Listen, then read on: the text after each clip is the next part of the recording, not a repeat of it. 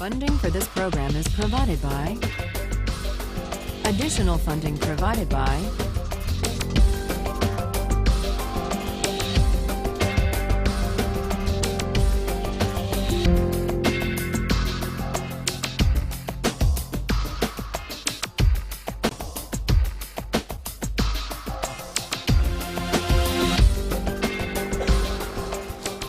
Now we turn to the hardest philosopher we're going to read in this course. Today we turn to Immanuel Kant, who offers a different account of why we have a categorical duty to respect the dignity of persons and not to use people as means merely, even for good ends. Kant excelled at the University of Königsberg at the age of 16. At the age of 31, he got his first job as an unsalaried lecturer paid on commission based on the number of students who showed up at his lectures. This is a sensible system that Harvard would do well to consider.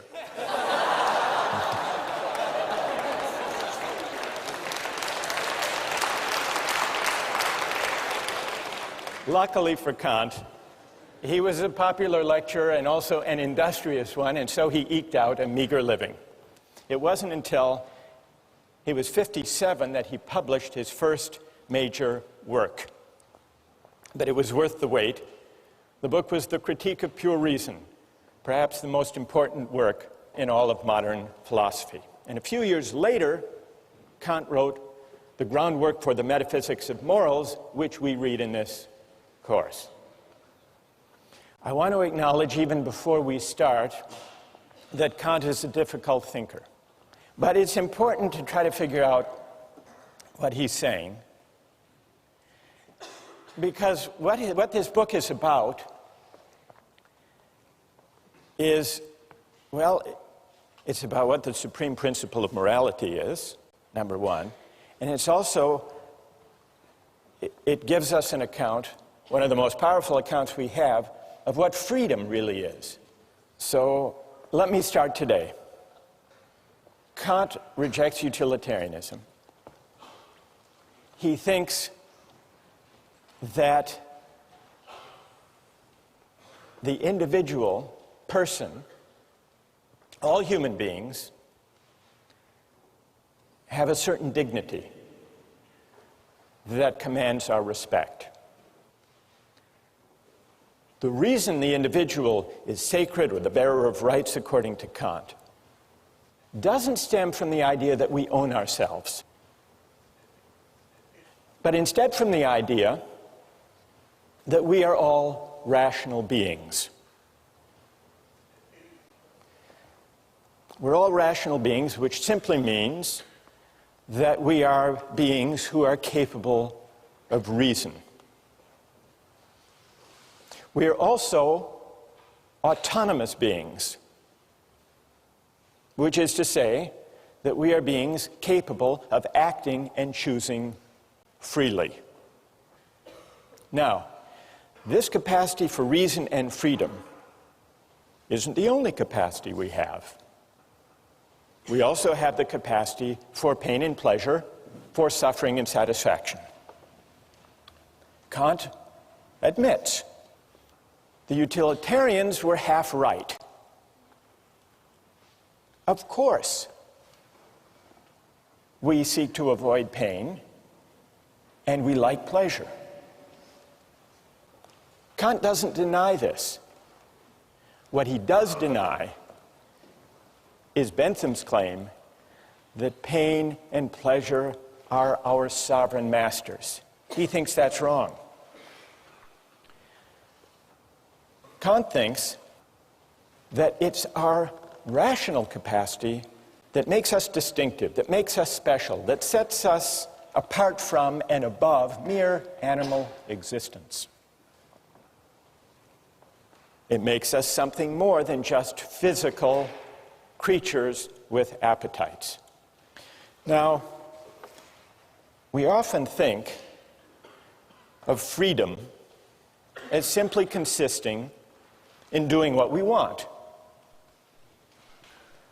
or in the absence of obstacles to getting what we want. That's one way of thinking about freedom.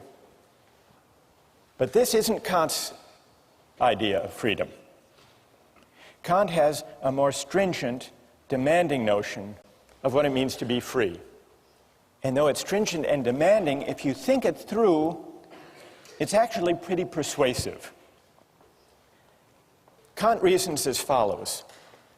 When we, like animals, seek after pleasure, or the satisfaction of our desires, or the avoidance of pain, when we do that, we aren't really acting freely. Why not? We're really acting as the slaves of those appetites and impulses.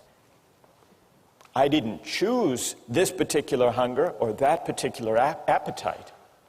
And so when I act to satisfy it, I'm just acting according to natural necessity. And for Kant, freedom is the opposite of necessity. There was an advertising slogan for the soft drink Sprite a few years ago. The slogan was, "Obey your thirst." There's a Kantian insight buried in that Sprite advertising slogan. That, in a way, is Kant's point. When you go for Sprite or Pepsi, you might think that you're choosing freely, Sprite versus Pepsi, but you're actually obeying something, a thirst, or maybe a desire manufactured or massaged by advertising. You're obeying a prompting that you yourself haven't chosen or created. And here, it's worth noticing Kant's specially demanding idea of freedom. What way of acting, how can my will be determined if not by the promptings of nature or my hunger or my appetite or my desires? Kant's answer, to act freely, is to act autonomously. And to act autonomously is to act according to a law that I give myself, not according to the physical laws of nature or to the laws of cause and effect, which include my desire to eat or to drink or to choose this food in a restaurant over that. Now, what is the opposite? What is the opposite of autonomy? For Kant, he invents a special term to describe the opposite of autonomy. Heteronomy is the opposite of autonomy. When I act heteronomously, I'm acting according to an inclination or a desire that I haven't chosen for myself. So freedom as autonomy is the specially stringent idea that Kant insists on. Now, why is autonomy the opposite of acting heteronomously or according to the dictates of nature? Kant's point is that nature is governed by laws of cause and effect, for example. Suppose you drop a billiard ball. It falls to the ground. We wouldn't say the billiard ball is acting freely. Why not? It's acting according to the law of nature, according to the laws of cause and effect, the law of gravity. And just as he has an unusually demanding and stringent conception of freedom, freedom as autonomy, he also has a demanding conception of morality. To act freely is not to choose the best means to a given end. It's to choose the end itself for its own sake. And that's something that human beings can do and that billiard balls can't. Insofar as we act on inclination or pursue pleasure, we act as means to the realization of ends given outside us. We are instruments rather than authors of the purposes we pursue. That's the heteronymous determination of the will. On the other hand, insofar as we act autonomously, according to a law we give ourselves, we do something for its own sake, as an end in itself. When we act autonomously, we cease to be instruments to purposes given outside us. We become, or we can come to think of ourselves, as ends in ourselves. This capacity to act freely, Kant tells us, is what gives human life its special dignity. Respecting human dignity means regarding persons not just as means, but also as ends in themselves. And this is why it's wrong to use people for the sake of other people's well-being or happiness. This is the real reason, Kant says, that utilitarianism goes wrong. This is the reason it's important to respect the dignity of persons and to uphold their rights. So even if there are cases, remember John Stuart Mill said, well, in the long run, if we uphold justice and respect the dignity of persons, we will maximize human happiness. What would Kant's answer be to that? What would his answer be? Even if that were true, even if the calculus worked out that way, even if you shouldn't throw the Christians to the lions because in the long run, fear will spread, the overall utility will decline. The utilitarian would be upholding justice and rights and respect for persons for the wrong reason, for a purely contingent reason, for an instrumental reason. It would still be using people, even where the calculus works out for the best in the long run, it would still be using people as means rather than respecting them as ends in themselves. So, that's Kant's idea of freedom as autonomy, and you can begin to see how it's connected to his idea of morality. But we still have to answer one more question. What gives an act its moral worth in the first place? If it can't be directed at utility or satisfying wants and desires, what gives an action its moral worth? This leads us from Kant's demanding idea of freedom to his demanding idea of morality. What does Kant say? What makes an action morally worthy consists not in the consequences or in the results that flow from it. What makes an action morally worthy has to do with the motive, with the quality of the will, with the intention for which the act is done. What matters is the motive, and the motive must be of a certain kind. So, the moral worth of an action depends on the motive for which it's done, and the important thing is that the person do the right thing for the right reason. A good will isn't good because of what it affects or accomplishes, Kant writes. It's good in itself. Even if by its utmost effort the good will accomplishes nothing, it would still shine like a jewel for its own sake, as something which has its full value in itself. And so for any action to be morally good, it's not enough that it should conform to the moral law. It must also be done for the sake of the moral law.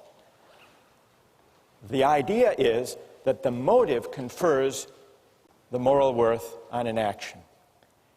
And the only kind of motive that can confer moral worth on an action is the motive of duty. Well, what's the opposite of doing something out of a sense of duty because it's right? Well, for Kant, the opposite would be all of those motives having to do with our inclinations. And inclinations refer to all of our desires, all of our contingently given wants, preferences, impulses, and the like. Only actions done for the sake of the moral law, for the sake of duty, only these actions have moral worth. Now, I want to see what you think about this idea, but first let's consider a few examples. Kant begins with an example of a shopkeeper. He wants to bring out the intuition and make plausible the idea that what confers moral worth on an action is that it be done because it's right. He says, suppose there's a shopkeeper and an inexperienced customer comes in. The shopkeeper knows that he could give the customer the wrong change, could shortchange the customer and get away with it, that at least that customer wouldn't know. But the shopkeeper nonetheless says, well, if I shortchange this customer, word may get out, my reputation would be damaged, and I would lose business. So I won't shortchange this customer. The shopkeeper does nothing wrong. He gives the correct change. But does his action have moral worth? Kant says no. It doesn't have moral worth because the shopkeeper only did the right thing for the wrong reason, out of self-interest. That's a pretty straightforward case. Then he takes another case, the case of suicide. He says we have a duty to preserve ourselves. Now, for most people who love life, we have multiple reasons for not taking our own lives. So the only way we can really tell, the only way we can isolate the operative motive for someone who doesn't take his or her life is to imagine someone who's miserable and who, despite having an absolutely miserable life, nonetheless recognizes the duty to preserve oneself and so does not commit suicide. That's the force of the example, is to bring out the motive that matters. And the motive that matters for morality is doing the right thing for the sake of duty. Let me just give you a couple of other examples. The Better Business Bureau. What's their slogan? The slogan of the Better Business Bureau? Honesty is the best policy. It's also the most profitable. This is the Better Business Bureau's full-page ad in the New York Times. Honesty. It's as important as any other asset, because a business that deals in truth, openness, and fair value cannot help but do well. Come join us and profit from it.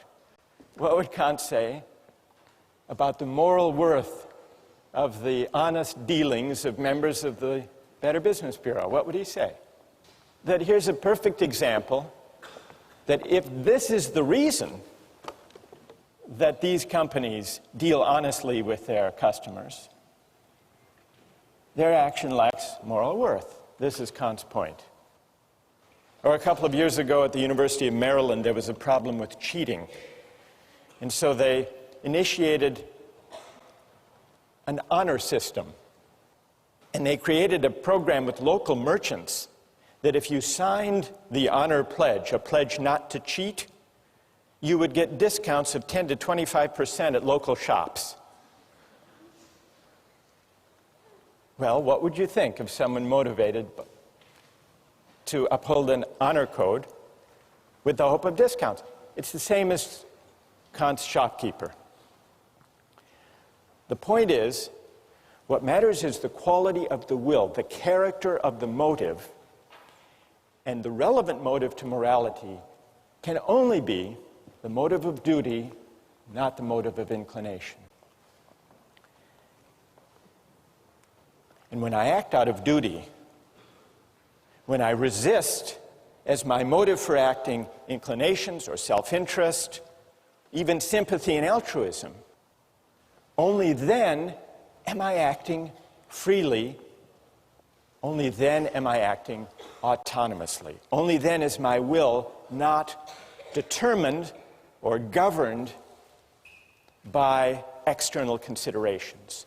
That's the link between Kant's idea of freedom and of morality. Now, I want to pause here to see if all of this is clear, or if you have some questions or puzzles. They can be questions of clarification, or they can be challenges, if you want to challenge this idea that only the motive of duty confers moral worth on the action. What do you think? Yes? Yeah, I actually have two questions of clarification.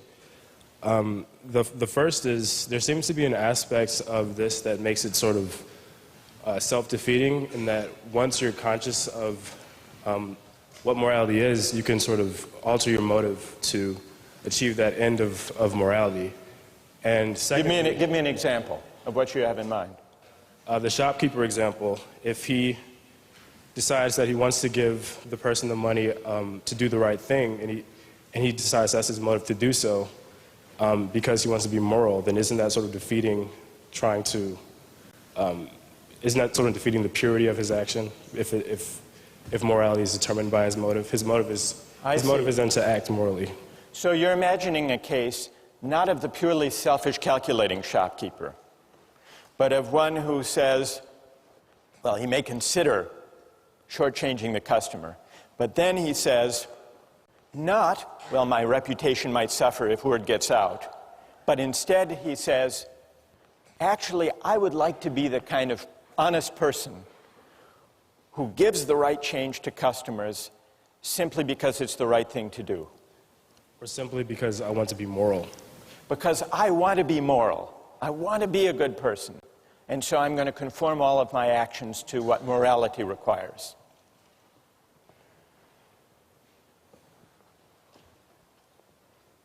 It's a subtle point. It's a good question.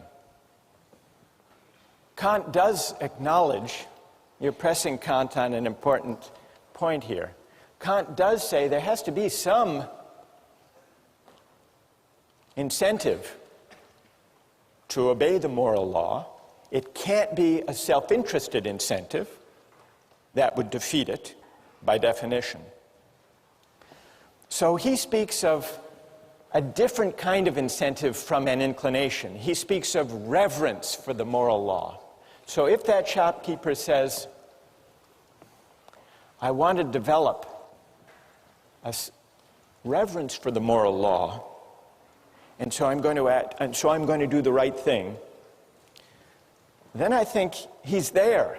He's there as far as Kant's concerned. Because he's formed his motive, his will is conforming to the moral law once he sees the importance of it. So it would count. It would count. All right, and then secondly, very quickly, what stops morality from becoming completely objective in this point? What stops morality from becoming completely subjective? Yeah, like how can, if morality is completely determined by your morals, then how can you apply this, or how can it be enforced? That's also a great question. What's your name? My name is Amadi. Amadi? Yeah. All right.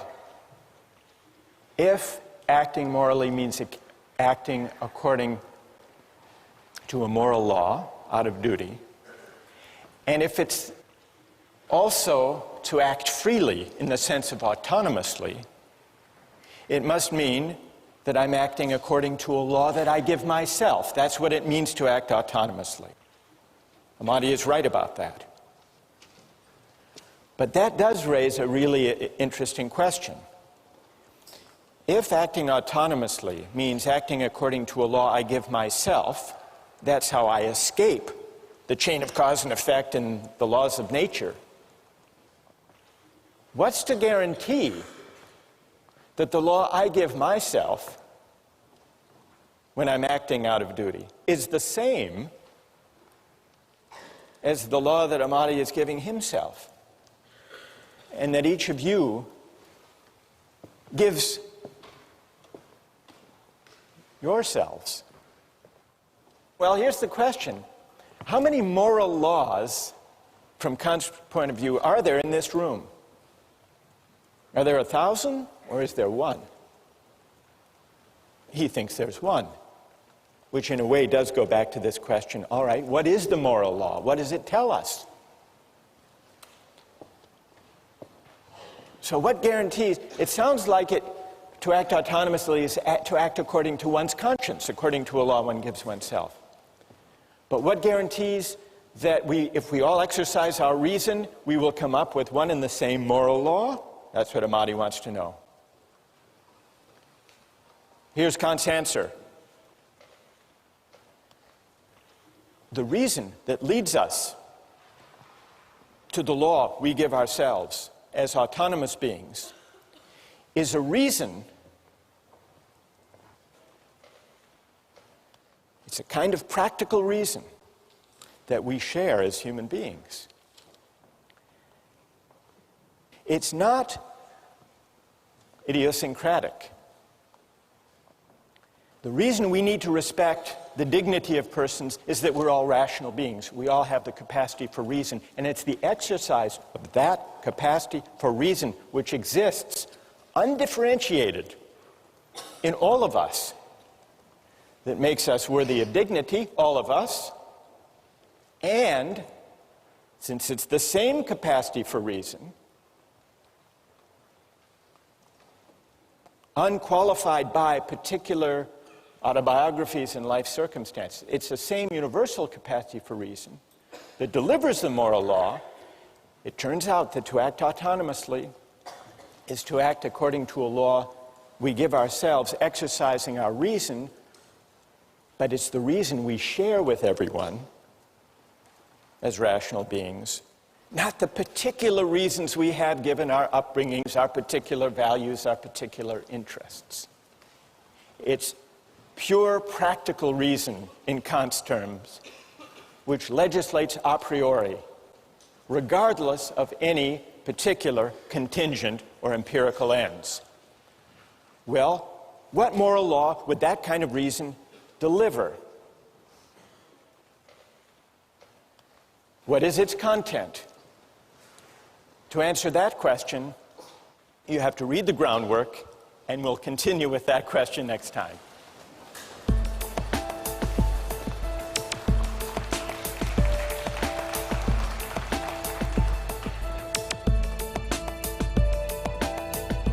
For Kant, morally speaking, suicide is on a par with murder. It's on a par with murder because what we violate when we take a life, when we take someone's life, ours or somebody else's, we use that person, we use a rational being, we use humanity as a means. And so we fail to respect humanity as an end.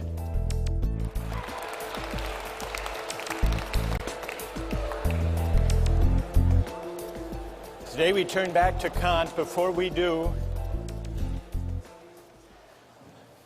remember, this is the week by the end of which all of you will basically get Kant, figure out what he's up to. You're laughing. No, it will happen.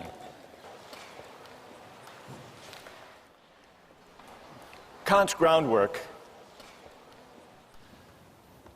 is about two big questions. First, what is the supreme principle of morality? Second, how is freedom possible? Two big questions. Now, one way of making your way through this dense philosophical book is to bear in mind a set of oppositions or contrasts or dualisms that are related. Today I'd like to talk about them. Today we're going to answer the question, what, according to Kant, is the supreme principle of morality? And in answering that question, in working our way up to Kant's answer to that question, it will help to bear in mind three contrasts or dualisms that Kant sets out. The first, you remember, had to do with the motive according to which we act. And according to Kant, only one kind of motive is consistent with morality: the motive of duty, doing the right thing for the right reason. What other kind of motives are there? Kant sums them up in the category of inclination. Every time the motive for what we do is to satisfy a desire or a preference that we may have, to pursue some interest, we're acting out of inclination.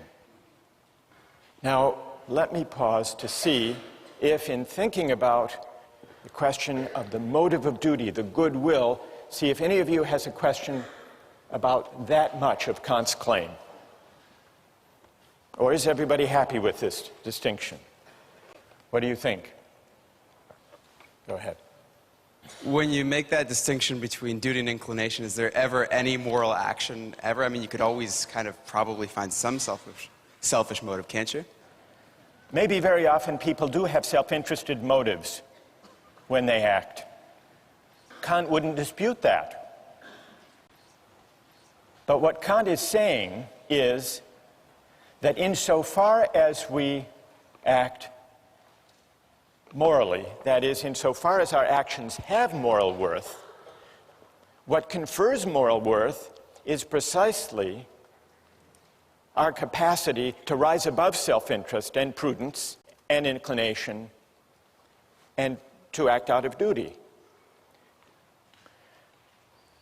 Some years ago, I read about a spelling bee, and there was a young man who was declared the winner of the spelling bee, a kid named Andrew, 13 years old.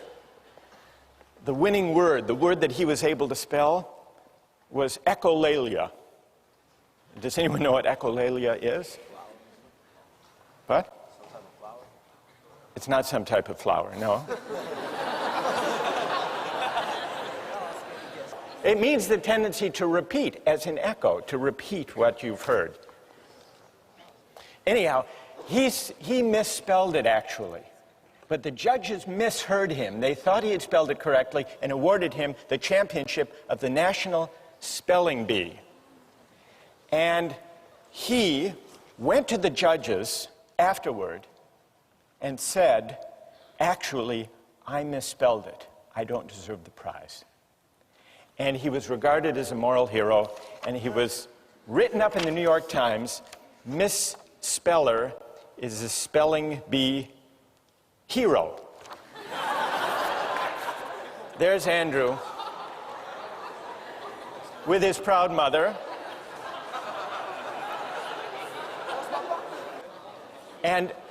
But when he was interviewed afterwards, listen to this, when he was interviewed afterwards, he said, quote, "The judges said I had a lot of integrity."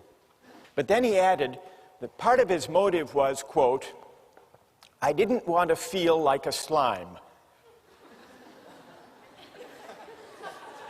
All right, what would Kant say? Go ahead. I guess it would depend on whether or not that was a marginal reason or the predominant reason in whether or not and why he decided to confess that he didn't actually spell the word correctly. Good. And what's your name? Vasco. That's very interesting. Is there anyone else who has a view about this? Does this show that Kant's principle is too stringent, too demanding? What would Kant say about this? Yes. I think that Kant actually says that it is the pure motivation that comes out of duty which gives the action moral worth. So it's like, for example, in this case, he might have more than one motive. He might have the motive of not feeling like a slime, and he might have the motive of doing the right thing for in and of itself, out of duty. And so, while there's more than one motivation going on there, does not mean that the action is devoid of moral worth just because he has one other motive. So, because the motive which involves duty is what gives it the moral worth. Good. And what's your name? Judith. Well, Judith, I think that your account actually is true to Kant. It's fine to have sentiments and feelings that support doing the right thing, provided they don't provide the reason for acting. Yeah. So I think Judith actually has mounted a pretty good defense of Kant on this question of the motive of duty. Thank you. Now, let's go back to the three contrasts. It's clear at least what Kant means when he says that for an action to have moral worth, it must be done for the sake of duty, not out of inclination. But as we began to see last time, there's a connection between Kant's stringent notion of morality and his specially demanding understanding of freedom. And that leads us to the second contrast, the link between morality and freedom. The second contrast describes two different ways that my will can be determined, autonomously and heteronomously. And according to Kant, I'm only free when my will is determined autonomously, which means what? According to a law that I give myself. We must be capable, if we're capable of freedom as autonomy, we must be capable of acting according not to a law that's given or imposed on us, but according to a law we give ourselves. But where could such a law come from? A law that we give ourselves? Reason. If reason determines my will, then the will becomes the power to choose independent of the dictates of nature or inclination or circumstance. So, connected with Kant's demanding notions of morality and freedom is a specially demanding notion of reason. Well, how can reason determine the will?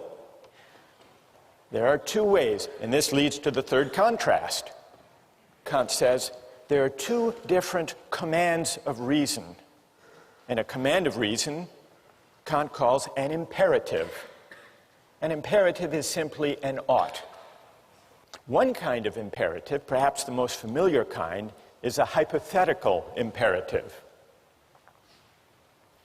Hypothetical imperatives use instrumental reason.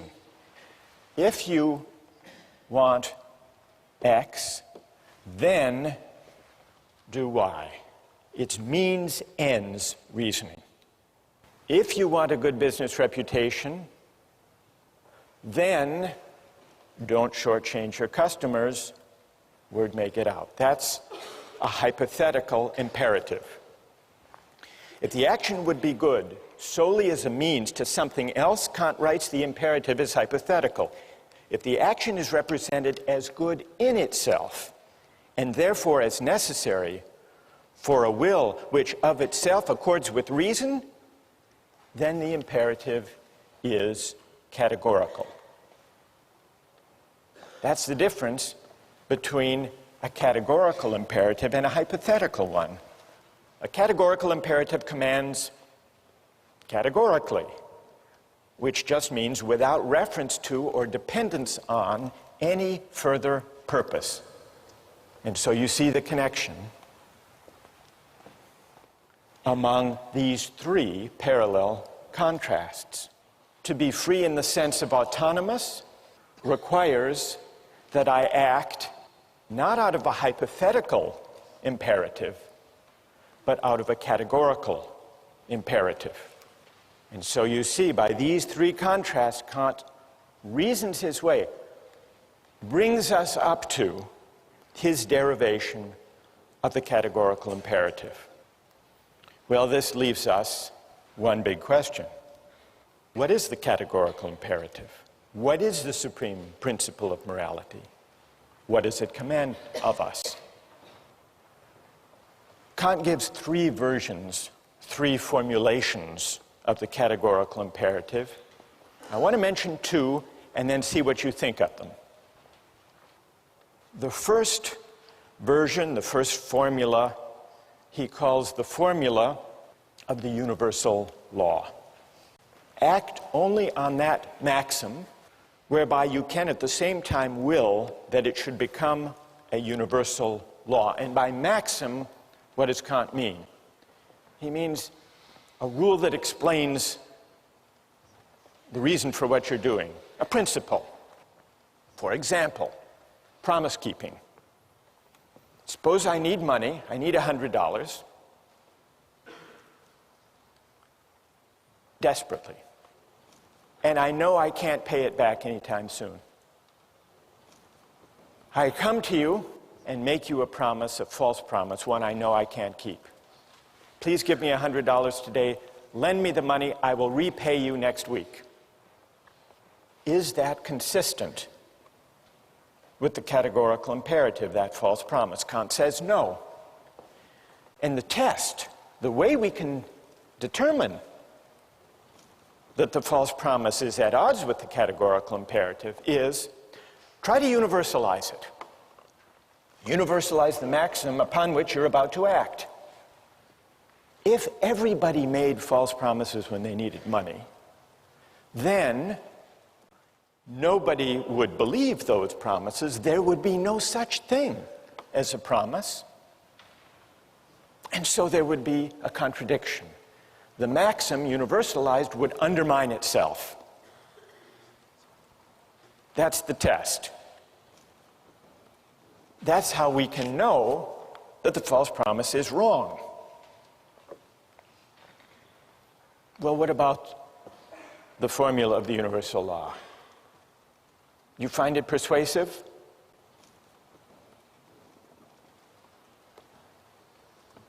What do you think? Go ahead. I have a question about the difference between categoricalism and a hypothesis that if you're going to between categorical and hypothetical yeah. imperatives. Right. If you're going to act with a categorical imperative so that the maxim doesn't undermine itself, it sounds like I am going to do X because I want Y. I am going to not lie in dire need because I want the world to function in such a way that promises are kept. I don't want to liquidate the practice of promises. Right. It sounds like justifying a means by an ends. It seems like an instance of consequentialist reasoning, you're saying. Right. And what's your name? Tim. Tim. Well, Tim, John Stuart Mill agreed with you. He made this criticism of Kant. He said, if I universalize the maxim and find that the whole practice of promise-keeping would be destroyed if universalized, I must be appealing somehow to consequences. Right. If that's the reason not to tell a false promise. So John Stuart Mill agreed with that criticism against Kant. But John Stuart Mill was wrong. You're in good company, though. You're in good company, Tim. Kant is often read, as Tim just read him, as appealing to consequences. The world would be worse off if everybody lied, because then no one could rely on anybody else's word. Therefore, you shouldn't lie. That's not what Kant is saying exactly. Although it's easy to interpret him as saying that. I think what he's saying is that this is the test. This is the test of whether the maxim corresponds with the categorical imperative. It isn't exactly the reason. It's not the reason. The reason you should universalize to test your maxim is to see whether you are privileging your particular needs and desires over everybody else's. It's a way of pointing to this feature, this demand of the categorical imperative, that the reasons for your action shouldn't depend, for their justification, on your interests, your needs, your special circumstances being more important than somebody else's. That, I think, is the moral intuition lying behind the universalization test. So let me spell out Kant's second version of the categorical imperative, perhaps in a way that's more intuitively accessible than the formula of universal law. It's the formula of humanity as an end. Kant introduces the second version of the categorical imperative with the following line of argument. We can't base the categorical imperative on any particular interest, purposes, or ends, because then it would be only relative to the person whose ends they were.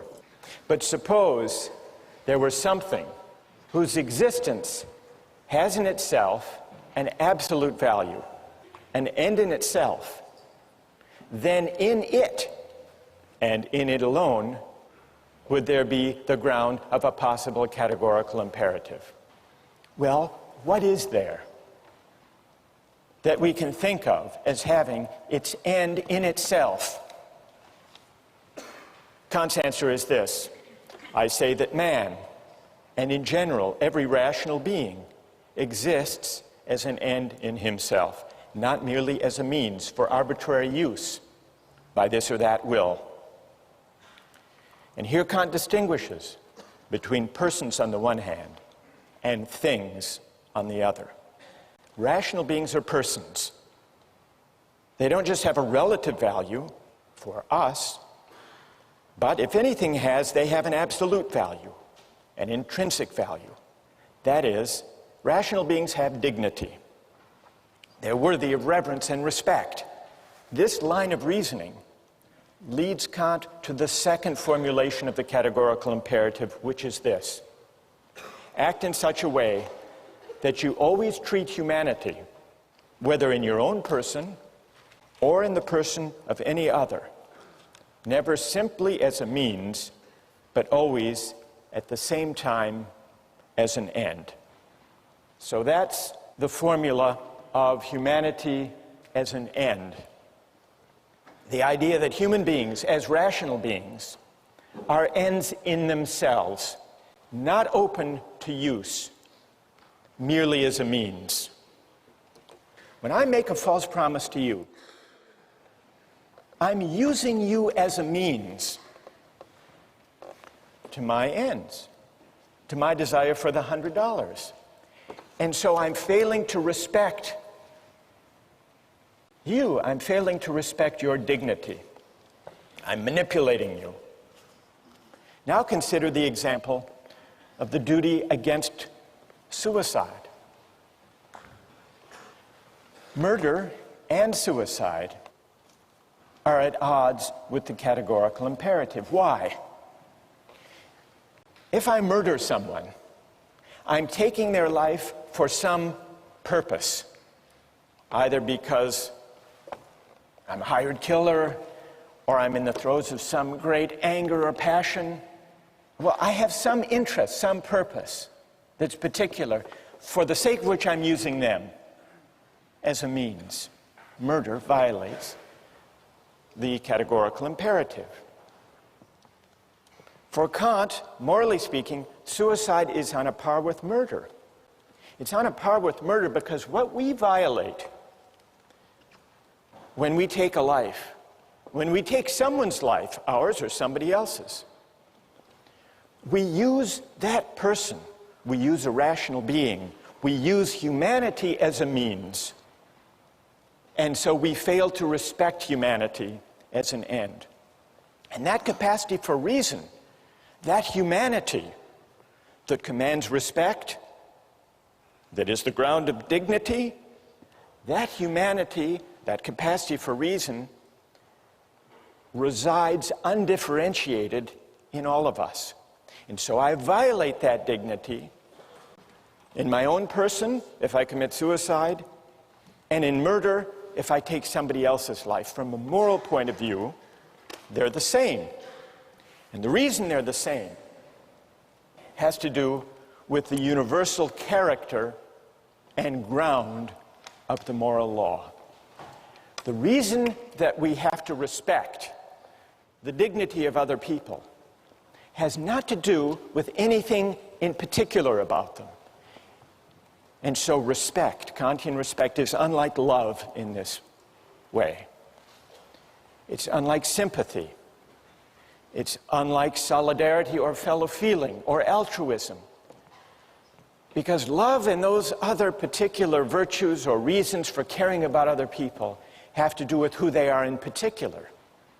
But respect for Kant, respect is respect for humanity, which is universal, for a rational capacity which is universal. And that's why violating it, in my own case, is as objectionable as violating it in the case of any other. Questions or objections?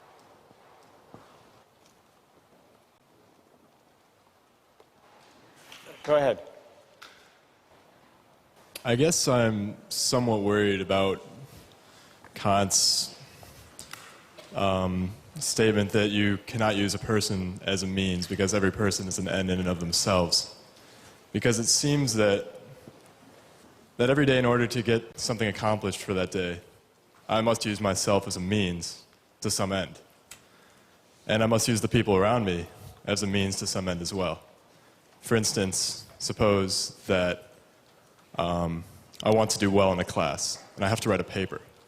I have to use myself as a means to write the paper. Suppose I want to buy something, food. I must go to the store and use the person working behind the counter as a means for me to purchase my food. Right.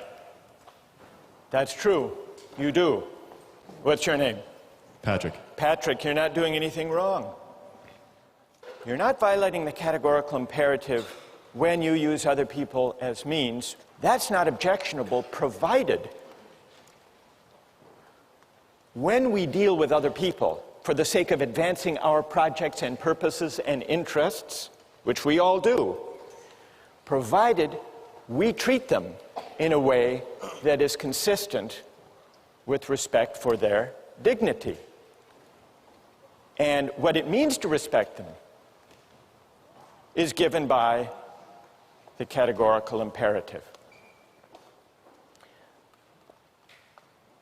Are you persuaded? Do you think that Kant has given a compelling account, a persuasive account of the supreme principle of morality? Reread the groundwork, and we'll try to answer that question next time.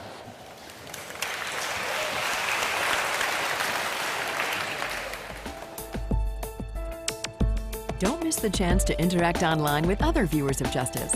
Join the conversation, take a pop quiz, watch lectures you've missed, and learn a lot more.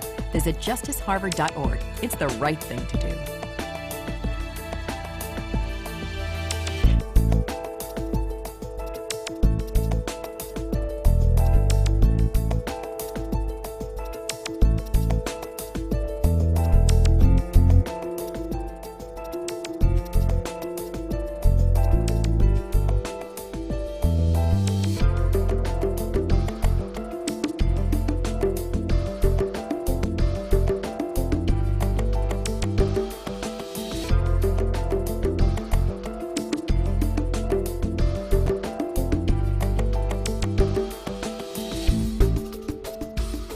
Funding for this program is provided by... Additional funding provided by